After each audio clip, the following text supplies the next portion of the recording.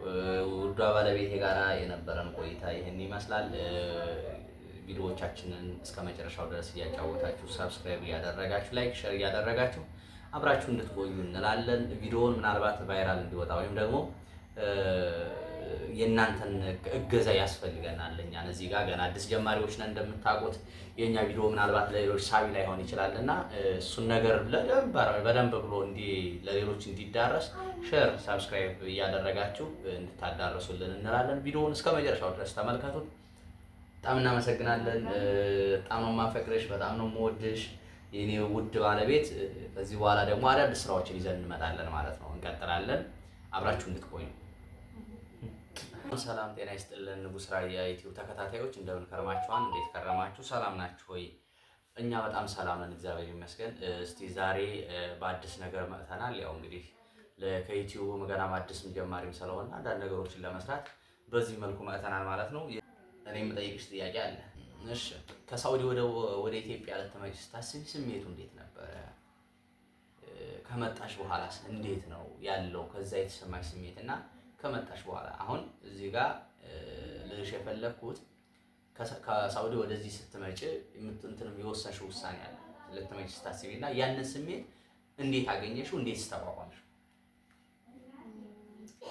እውነት ለመናገር ያው የለመዱትን ነገር ትቶ ሌላ ለመልመድ መሄድ በጣም ከባድ ነው። ማለት ያው እዛ ላላችሁ ቶቼ ምን ወንድሞች ታውቁታላችሁ። የሆነ ስራ እንኳን ለምደን አመትም ሰራን 6 ወርም ሰራን ቤት ልንቀይር ስንል በጣም ነው የሚከብደን። የሆነ ድብር ነው የሚለን እና ቀላል አልነበረም፣ ከባድ ነበር። ግን ቢሆንም ያው አስቤበት ስለነበረ መሄድ እንዳለብኝ ወስኜ ስለነበረ ቢከብድም ያንን ነገር እንትን ብዬ ያው ከሀገር ገብቼ አግብቻለሁ። ከመጣሽ በኋላሳ እንዴት አገኘሽው? ኢትዮጵያ እንዴት አገኘሻት? እምልሽ አሁን እዛ ስሜቱ ተደበላልቆብኝ ነበረ። ወይም ደግሞ ማለት እንግዲህ ሰው የለመደውን ሀገር ተለይቶ ሲመጣ ብዙ ስሜት እንደሚሰማ ይታወቃል እና ትንሽ ከበድ ይላል። እንኳን ቀርቶ እዛ እኔ 1 አመት የሰራሁበትን 2 አመት የሰራሁበትን ስራ ቦታ ተለይቼ ለመምጣት ትንሽ ከበድ ብሎኝ ነበር እና አንቺ 7 አመት ሙሉ የተሰራሽበትን ነው። ስለዚህ አሁን ከመጣሽ በኋላስ እንዴት አገኘሻት ኢትዮጵያን?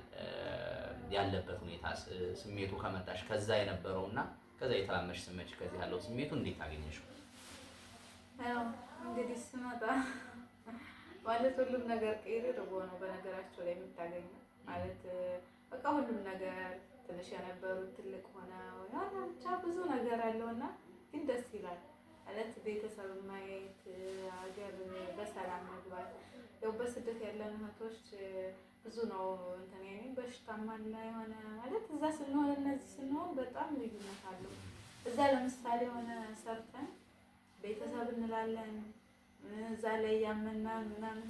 እዚህ ስንመጣ ግን የሆነ በቃ ለራሳችን ነው ማለት ቤተሰብ ማንነን ራሳችን ነው ብቻ ነው የምናባና ያለው አሁን ላይ ደስ ይላል ማለት እኔ እንግዲህ ደስተኛ ነኝ እግዚአብሔር ይመስገን። እሺ አሁንም እዚሁ ጋር እየይዘሽ የምትመልሽልኝ ጥያቄ አሁን ባለሽ ህይወት ምን ያክል ደስተኛ ነሽ? እምልሽ እንግዲህ ወደ ትዳር ዓለም ውስጥ ገብተሻል ኦልሬዲ። አሁን ያለው አጠቃላይ ህይወትሽ ወይም ደግሞ ባለሽ በምትኖሪ ህይወት ምን ያክል ደስተኛ ነሽ? ያው እንግዲህ እግዚአብሔር ይመስገን በጣም ደስተኛ ነኝ። ወደፊትም ደግሞ እግዚአብሔር ያውቃል። ያው የዛሬን ነው እንጂ ነገን ስለማናውቅ ወደፊቱን እግዚአብሔር ያውቃል። አሁን ባለኝ ደግሞ ደስተኛ ነኝ።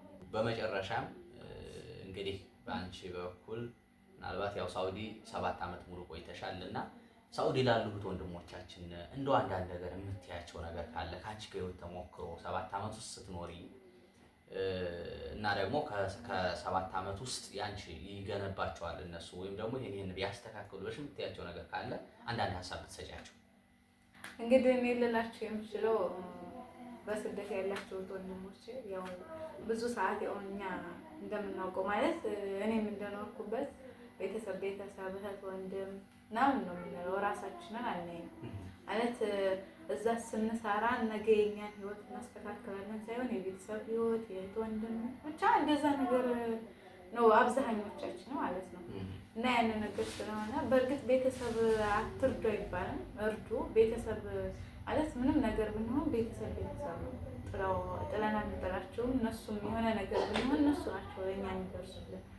ግን በልክ ሁሉም ነገር ለምሳሌ እዛ ሰርታችሁ ለራሳችሁ መሆን ማለት ለራሳችሁ ሆኖ በቃ በጥቅሉ ሁሉም ሰው እዚህ ለምሳሌ አሁን ሁሉም ሰው የራሱን ኑሮ ነው የሚኖረው ማለት ራሱን ሁሉም ራሳችንን እናውጣ ነው እንጂ አሁን እኛ እዛ የነበርነው ደግሞ የሆነ ነገር ሲሆን ወንድሞቼ ወይም እህቶቼ ተጎዱ ብቻ ያን ነገር ስላለ እዚህ ስንመጣ የሆነ ያልጠበቅነው ነገር እንዳይፈጠር ያሰብነው ነገር ሌላ ሆኖ እንዳናገኘው ጥንቃቄ ማድረግ የራሳችን የሆነ ነገር መያዝ አለብን እና ይሄ ነው ማለት ነው።